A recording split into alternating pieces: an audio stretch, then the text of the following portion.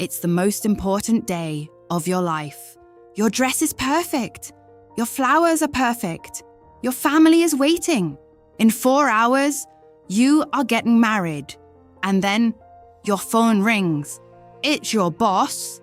And he says 7 words that change everything. Don't bother coming back on Monday. Fired on my wedding day. No warning, no reason, no humanity. Just gone. Most people would cry. Most people would beg. Most people would fall apart. But me, I smiled, put down my phone, fixed my lipstick, and walked down that aisle because I already knew something he didn't. That was not the end of my story. That was just the beginning of his nightmare.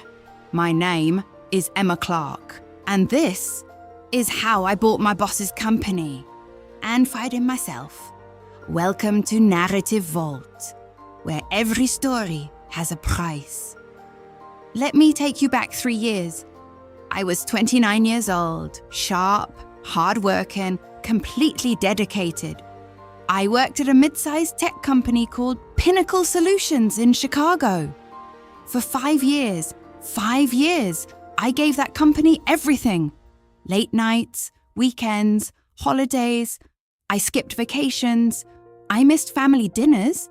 I even missed my own birthday party once. Because of a client deadline. My results were undeniable. In my first year alone, I brought in 3 major clients worth over $800,000 in contracts. By year 3, I was managing a team of 12 people. By year 5, I was personally responsible for 40% of the company's new business revenue. 40%. And my boss, Richard Hale, took every single bit of credit. Every presentation I built, he presented. Every client I won, he celebrated. Every strategy I created, he claimed. But I stayed quiet. I stayed professional. I told myself, my time will come, and I kept working. I also fell in love. His name was Daniel. Kind, patient, and the first person who ever made me feel like enough. We dated for 2 years. He proposed on a Tuesday morning in our tiny apartment kitchen. No big gesture, no fancy restaurant. Just him, on one knee with his grandmother's ring. I said yes before he even finished the sentence. Our wedding was planned for March 14th. A small ceremony, 50 guests. My mother's garden. It was going to be the happiest day of my life.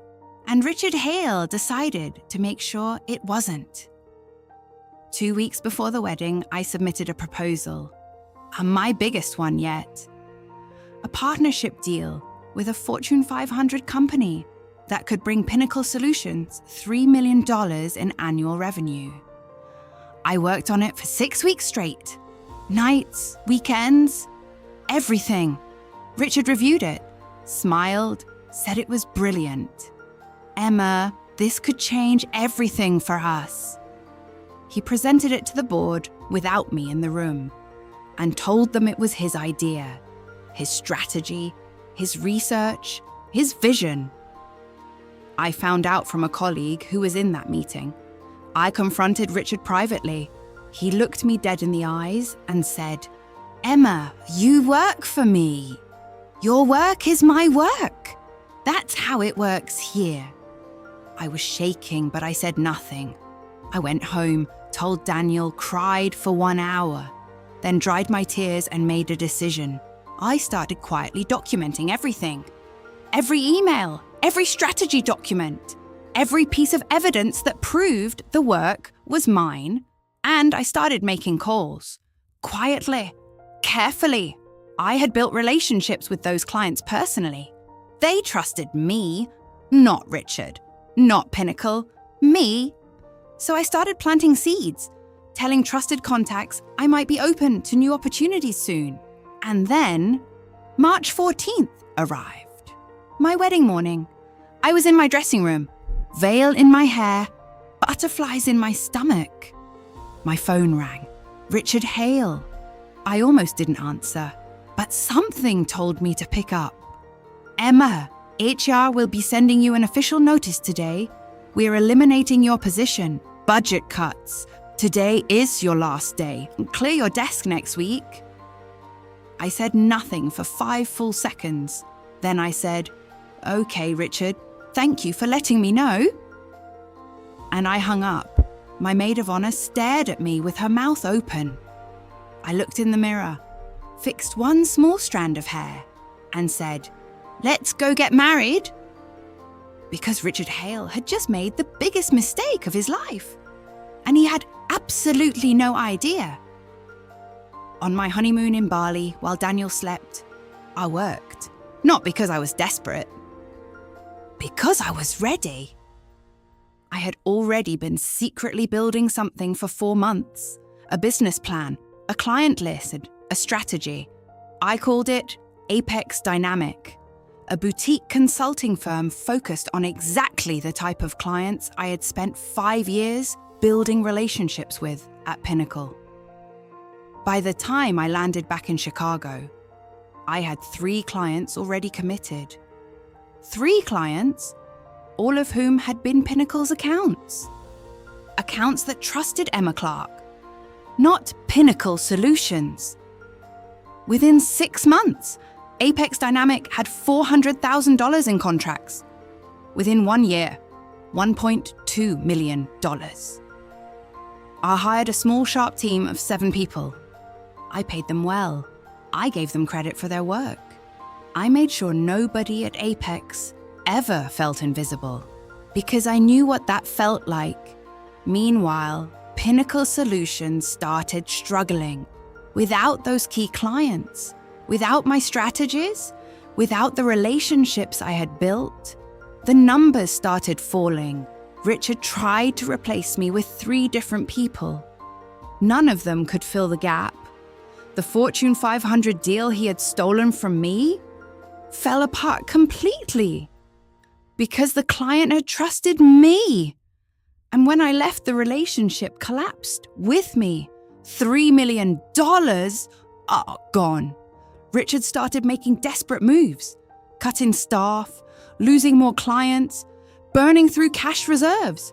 By month 18, Pinnacle Solutions was officially in financial trouble. And that is when I made my move. I got a call from a business broker. Pinnacle Solutions was looking for buyers. They were selling the company. I almost dropped my coffee. I called my lawyer immediately. She said, "Emma, do you want to do this?" I said, "Schedule the meeting."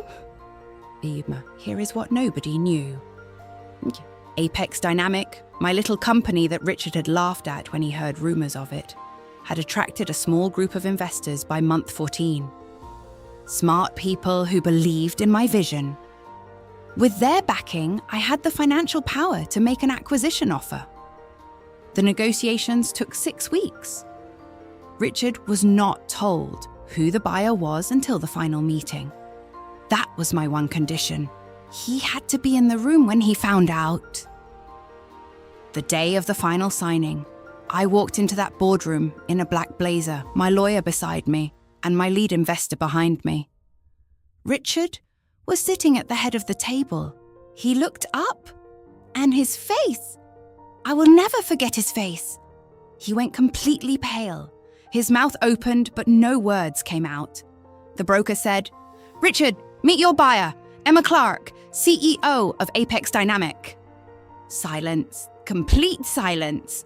I sat down across from him, opened my folder, and said calmly, "Hi, Richard. Long time." He tried to speak, something about misunderstandings and working things out. I slid the acquisition papers across the table and said, "Sign here, please." He signed, every single page. And then I looked at him and said the 7 words I'd been waiting 2 years to say. "Don't bother coming in on Monday." The exact same words, the exact same delivery, his own words. Returned. I stood up, shook hands with the broker, nodded to the board, and walked out of that room. Daniel was waiting in the lobby. He took one look at my face and just smiled. He already knew. Today, Apex Dynamic operates with a team of 31 people.